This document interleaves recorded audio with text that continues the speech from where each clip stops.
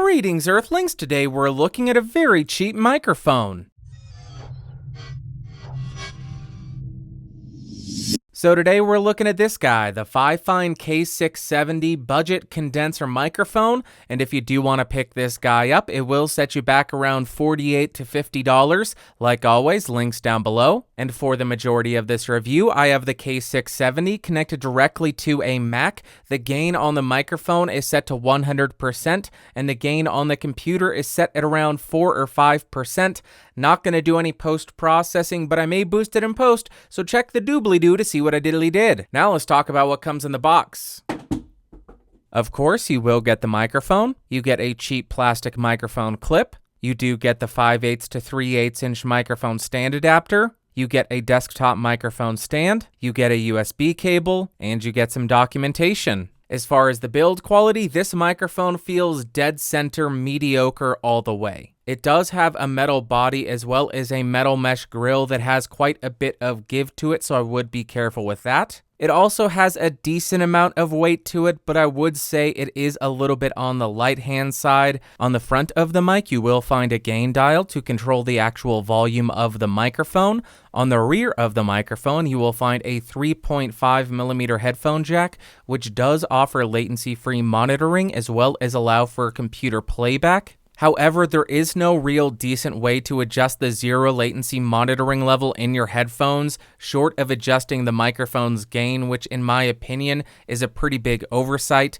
And one more note there, the headphone amp on this thing is insanely noisy, and there is just this constant hiss in the background. And lastly, on the bottom, you will find the USB port. Then as far as the specs, this thing has a unidirectional polar pattern, a frequency response of 50 Hz to 15 kHz, a sensitivity of -46 decibels.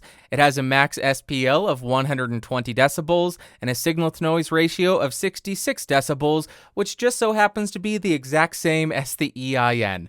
Lastly, this thing has a bit depth of 16-bit and a sample rate of 44.1 or 48 kHz. Now I'm spinning around the K670 to show you what the off-axis rejection and coloration is. We will go ahead and move around to the 180-degree area, show you what it sounds like from the rear, continue around the microphone to the second 90-degree angle. This is how it sounds like here, and then we will rotate and end at the front of the microphone. Now I'm typing on a keyboard with Cherry MX Blues to see how much of my voice versus how much of the keyboard it picks up. Now I'm right on top of the microphone to show you the proximity effect. 1 foot away from the microphone, 2 feet away from the microphone, and about 4 feet away from the microphone. Now let's test the plosives. Please bring pizza pronto. Please bring pizza pronto. Please bring pizza pronto. Okay, so right now I have my sound preferences open and my gain is set at around 4%. I'll drop this to 0% and slowly increase it so you can hear how much noise is generated by this mic's internal preamp.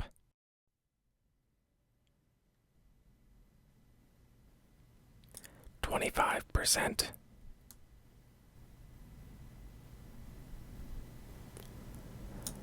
50%.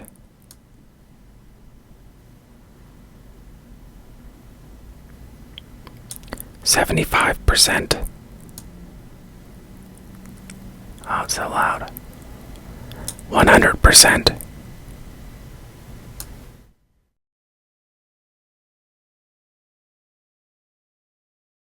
Okay, now I have the K670 connected directly to a Windows 10 PC. The gain on the microphone is set to 100%, and my gain on the Windows computer is set to 51%, and this is how the audio sounds. Okay, so with the bit depth set at 16-bit and the sample rate set at 48 kHz, when we have our I/O buffer size set at 64 samples, we have a round-trip latency of 9 milliseconds or 3.5 milliseconds output. Bump up to 128 samples, 11.5 milliseconds round trip or 4.5 milliseconds output.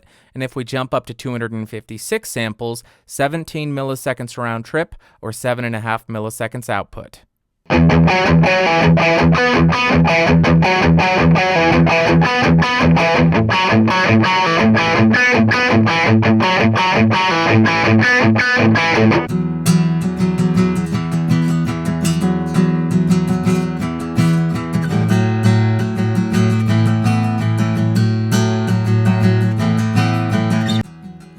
this song is really lame. I've got nothing to say. So why don't I just tell you that this is a microphone?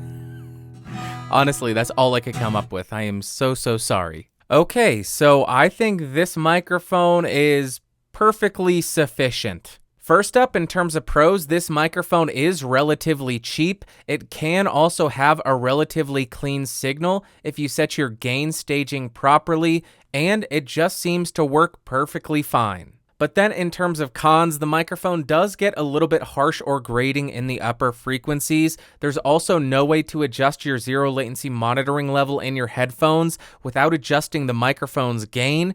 And also, the headphone amp is just absolute trash.